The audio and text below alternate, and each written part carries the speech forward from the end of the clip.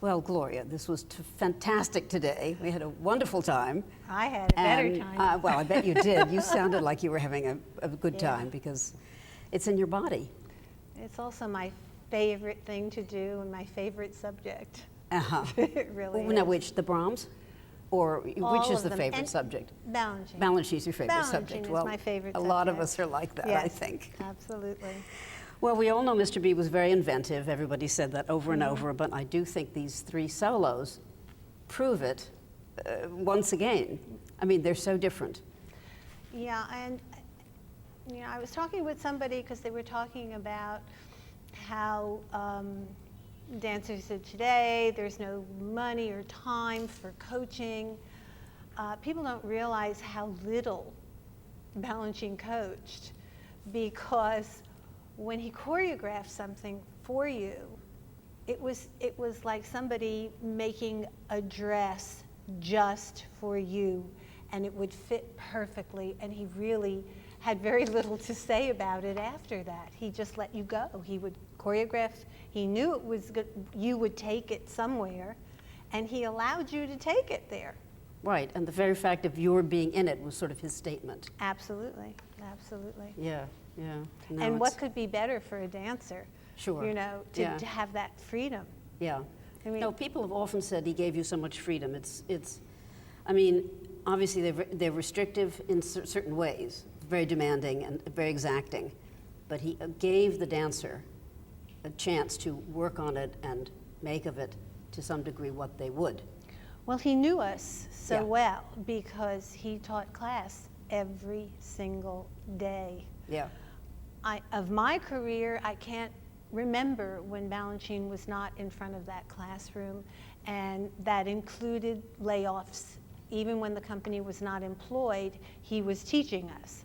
And so he knew us as people, as dancers. He knew what we were capable of, and he also gave us things to teach us to be better dancers. Right, I know. He did that quite often. Mm-hmm. He would do things that would take advantage of what you had, then he would occasionally do things that didn't and would teach you to, damn it, do it. Yes, he did. Yes, he did. I can remember a few things he put me on that I begged him to take me out of, and he said, "Oh no, they're good for you," and he made me do them. Well, one of the things I was going to ask you is we've seen in these three solos, they're large movements. They're technically very difficult. And I just wondered if he ever gave you anything petite? Yes. He gave me Le Bon Fait in Harlequinade. And I remember it vividly when we were at City Center, and he came up to me and he told me he was going to do this role for me. And he said, "You're going to be the good fairy." And I looked at him and I said, "You mean I'm not going to be the person that kills everybody?" Because I was always the Amazon this, and you know, that was my, you know, I was the queen in the cage, and you know, and I was the good fairy. I made everything turn out right. I was so delighted, and that's probably, you know, of all the things that he choreographed for me, that was the quietest. But the sweetest. Yeah, he enjoyed, I think he enjoyed my enthusiasm of loving to jump and turn, and I had this spirit that he appreciated. And so in class, I remember him putting me right behind Jacques d'Amboise and told me I had to move as far and as high as he did. And, you know, if Balanchine told me to do something, that's what I did. I was going to ask you when we got to Brahms, I know at a certain point you jump with 4 boys, right? That's right, yes. And I wondered if Balanchine was sort of trying to prove that, in fact, you had the same jump as they did. I bet he was. Well, you know, he started intermediate men's class at the School of American Ballet with me as the teacher. That was the first intermediate boys class, and he always said, "Well, she'll embarrass them into doing it." You know, so. But he knew what my strengths were, but I had different kinds of roles, but the things that he made for me were strong. I don't think Coffee and Nutcracker is that kind of a role. No. That was a little bit different. Right. But everything else, I jumped. Yes, I we- did I gathered. a lot of jumping. Yes. Yeah. Let me just start a little bit with your height. How tall are you? Well, I was Yes. 5'10". All right, so I was the tallest girl in the company.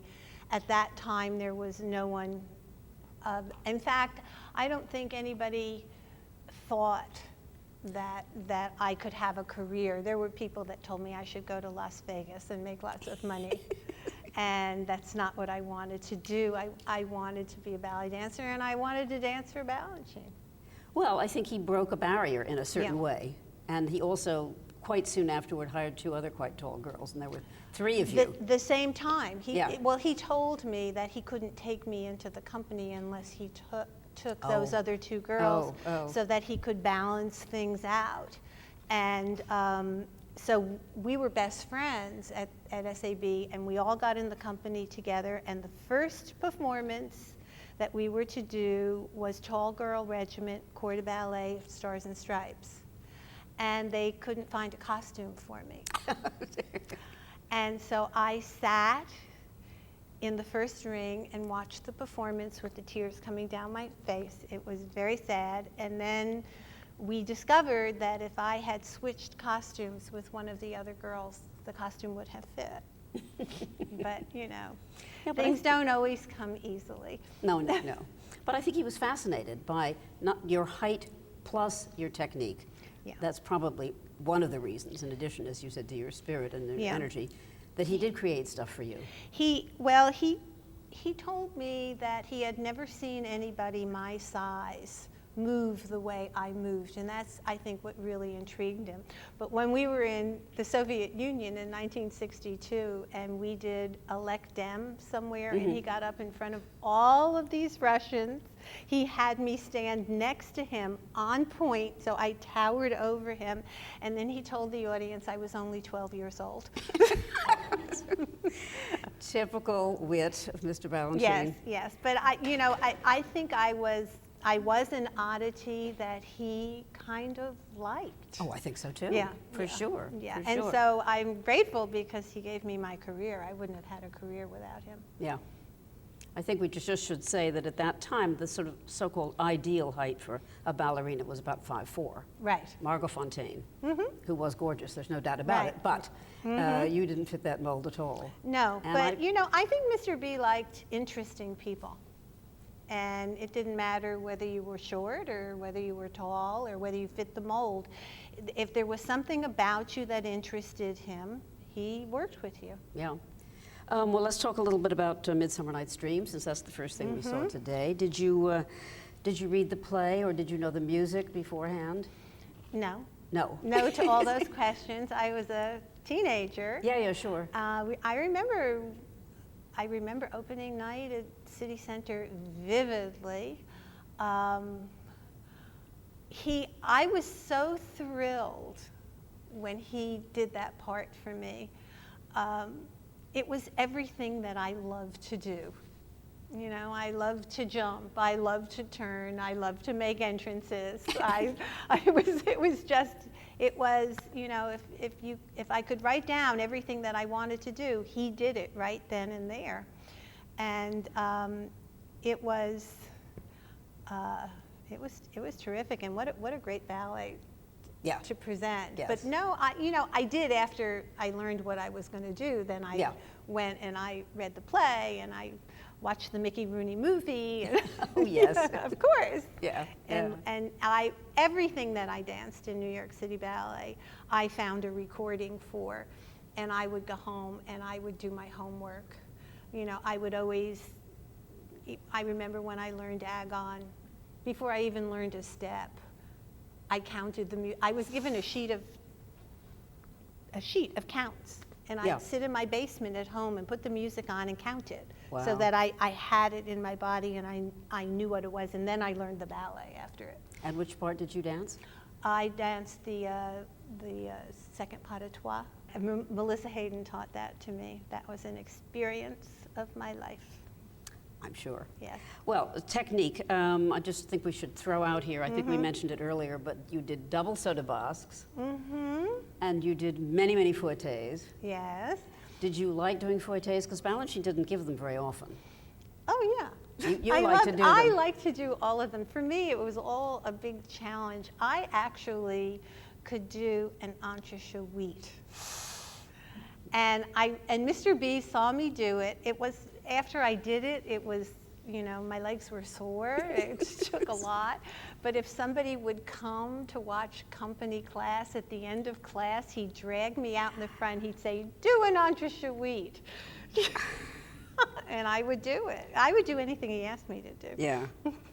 And here's just a technical question, speaking of some of these things. Was this the era before or after he said, don't put the heels down in big jumps? I thought he always said that. It wasn't a question of don't put your heels down. It was keep your weight on the balls of your feet. I know that, but a lot of people misinterpreted it. Right, of course they did. Yeah. I was one of those people that would go to the edge and then go over it. And there were times when I would push too hard and I'd, do that entrance in Hippolyta in rehearsal, and I'd go sauté and step and glissade and grand jeté, and I would do such a big plie that I would go all the way down to the floor to my knee, and Balanchine would go, very good.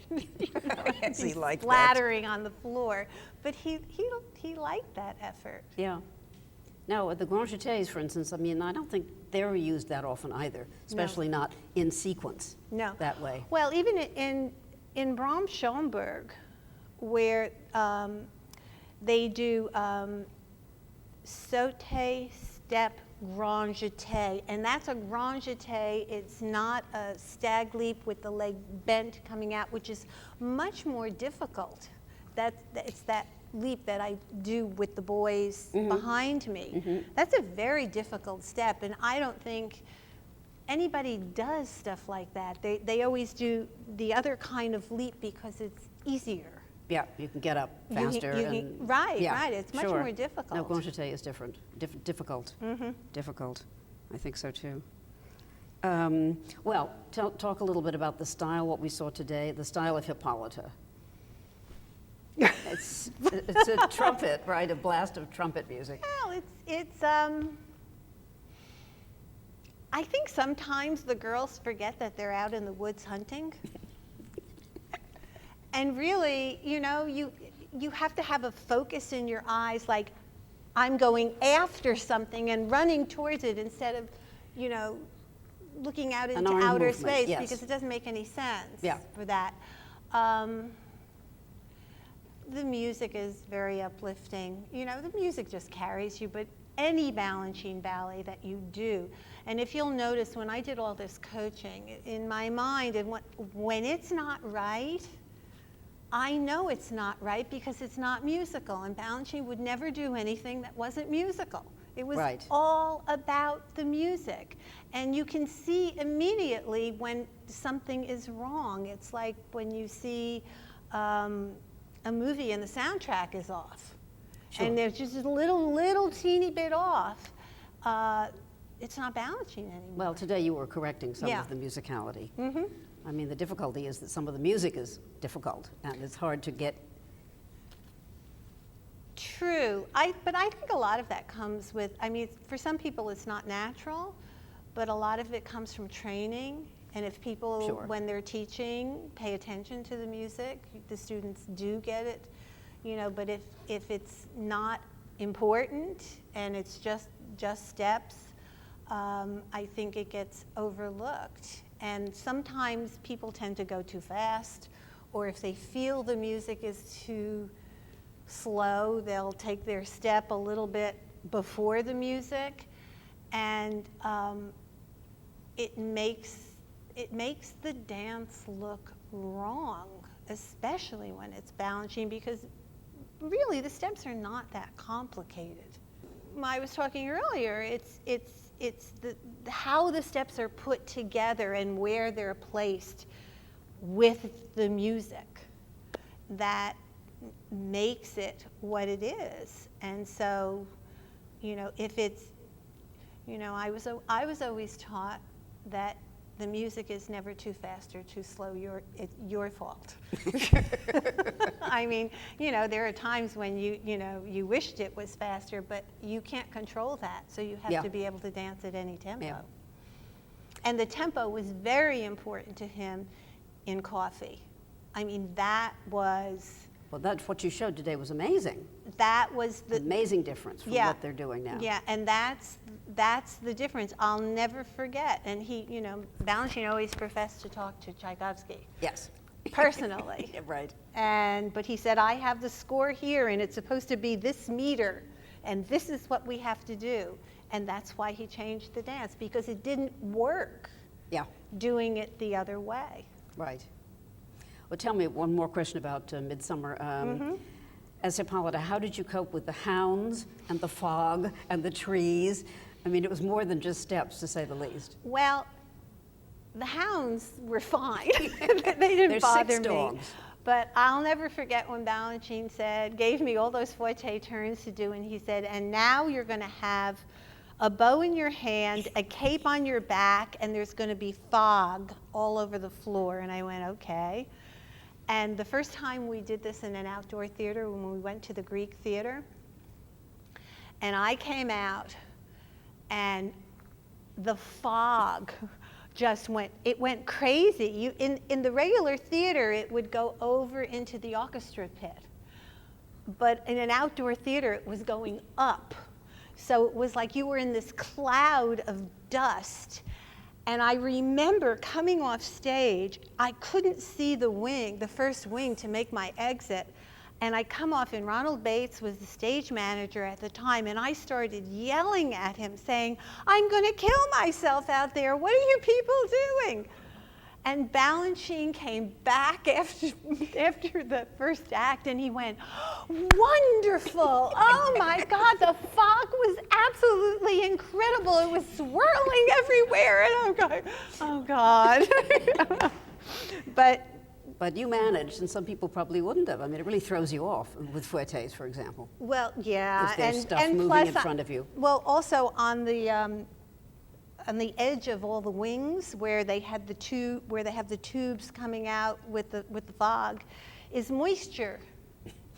So if you happen to step on it, you drag it all over the stage, and then it becomes very, very slippery. Yeah. Yeah. So there's just few little minor things to work with. You know, it's always a challenge when you're given something to do and you practice it in the studio and you think, now I have it, and then they put you in a costume and it feels completely different. You don't have that freedom anymore. Sure. Yeah, so it's, plus, you always think, well, if I just didn't have the cape, I would have been able to do all doubles or something like that. You find an excuse. So let's move on to the Arabian Dance. So different, as we said before, so very different. Do you think Balanchine saw you in a new way? Oh, yes.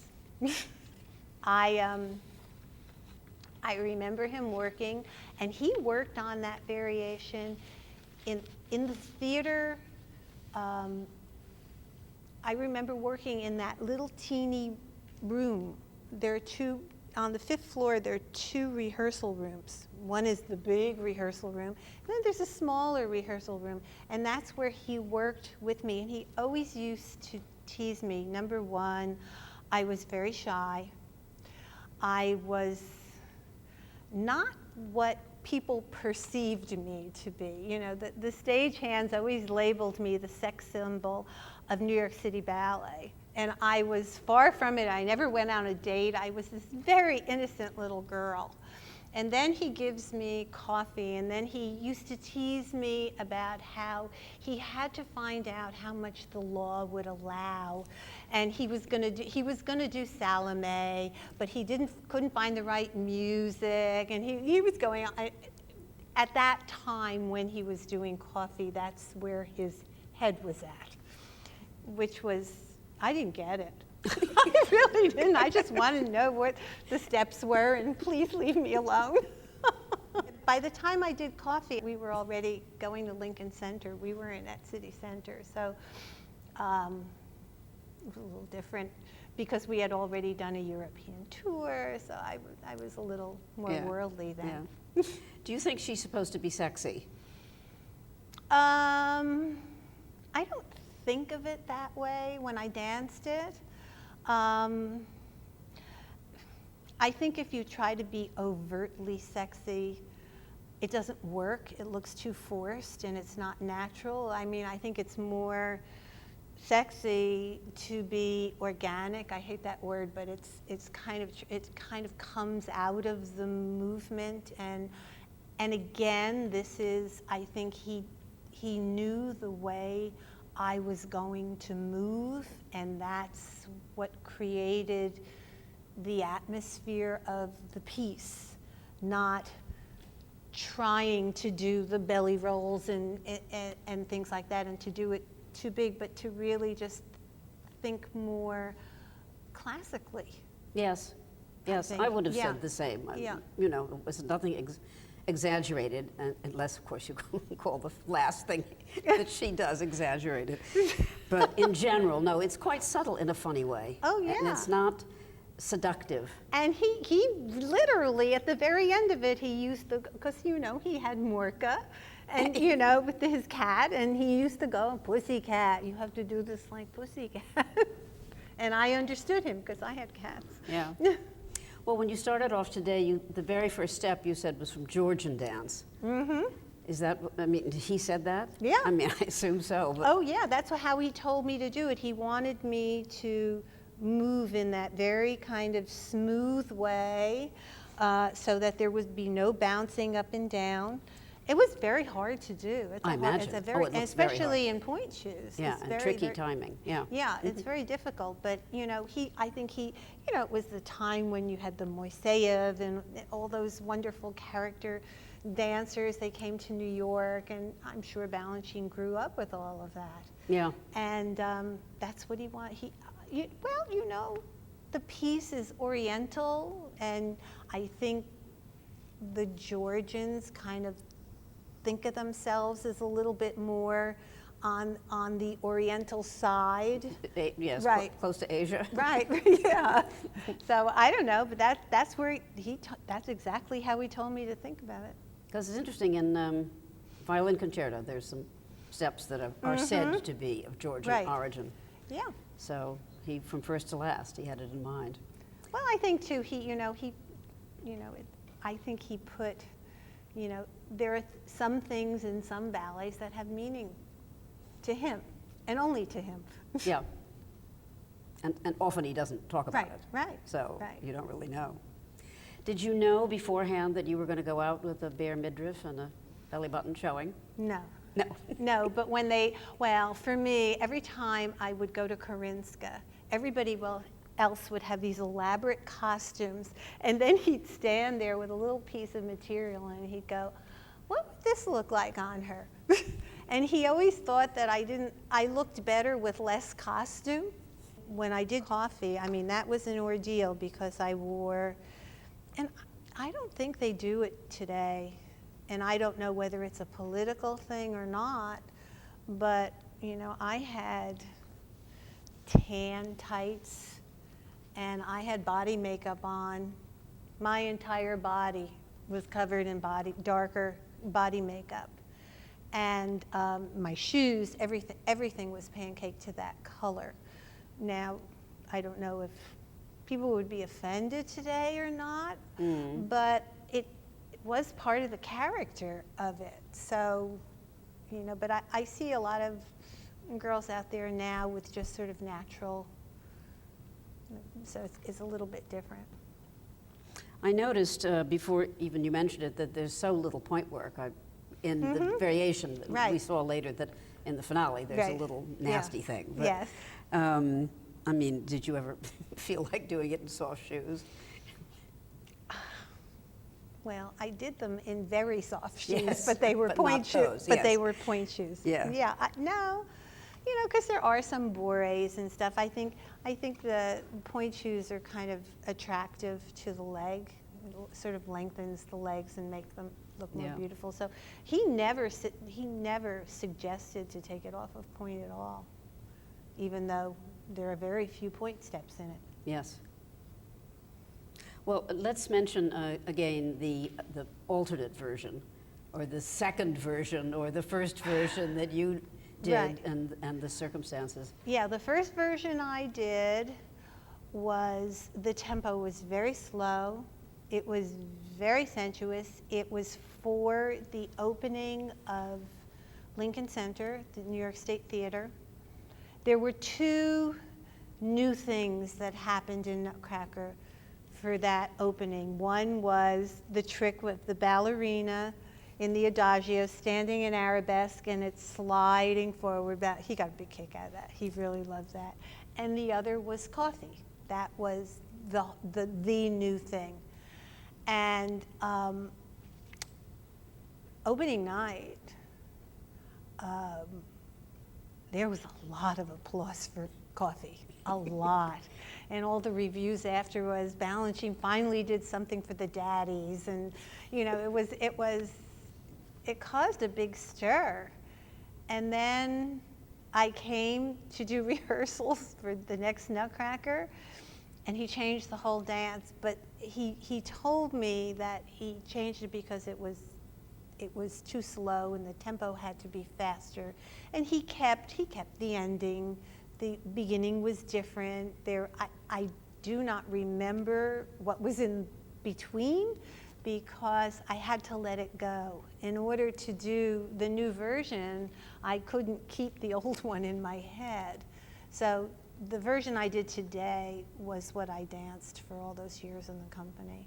It's kind of interesting because if you see a lot of versions of Nutcracker, a lot of people do a pas de deux for, you know, they do kind of an acrobatic pas de deux for that piece of music. It's very rarely is it a solo for a woman. And that is, if you look at Balanchine's Nutcracker, the only solo with no one else on stage in the entire production. How about that? I don't think we realized that. It's true, though. It's the only one. Even Sugar Plum has little angels around her. Right, yeah. right. Well, now Brahms you've described as your favorite Yes. dance that he ever Yes. choreographed for you. Why? It was total freedom. I mean, the music is glorious. The steps are glorious. It's to dance that ballet for me was like a release. It was like everything I always wanted to feel about dancing I could do, and I could just leave everything on the stage.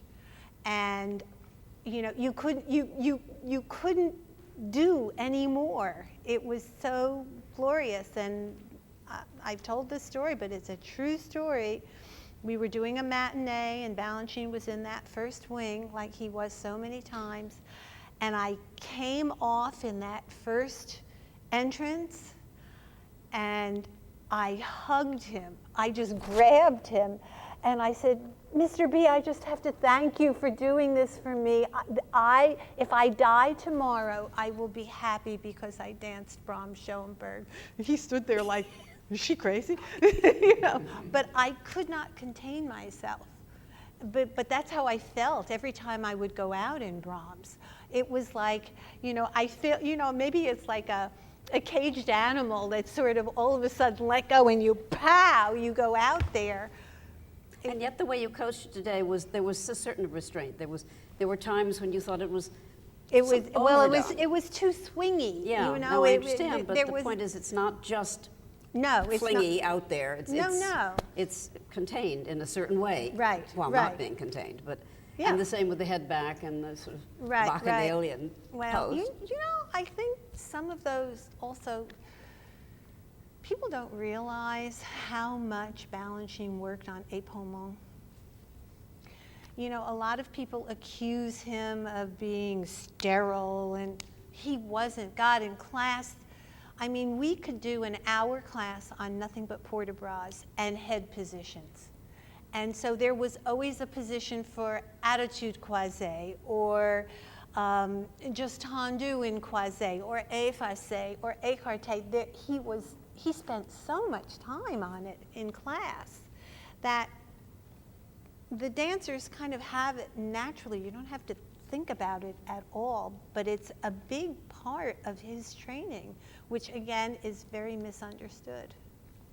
Yes. Unfortunately. I think also as time has gone by, accents have become, should we say, more accented. Right. And it's just a different style. Right. And his stuff was moderate in a certain way. Well, because you didn't have to do that. It was Yeah. all there. The steps were there with the music. It all made sense.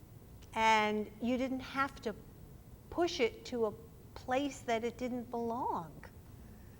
You know, it's, I don't know how to describe it. Well, I think you But- just did very well. You know, he worked very hard on technique in the classroom. And then he would say, all right, that's in your body, now let it go. And just go out and dance and listen to the music. For me, it's all about the music. It really is, because I don't think you can dance a Balanchine ballet and not be musical. Well, I think you've described the essence of Balanchine absolutely beautiful, so Oh, thank thank you you. very much. You're welcome. It's been a pleasure.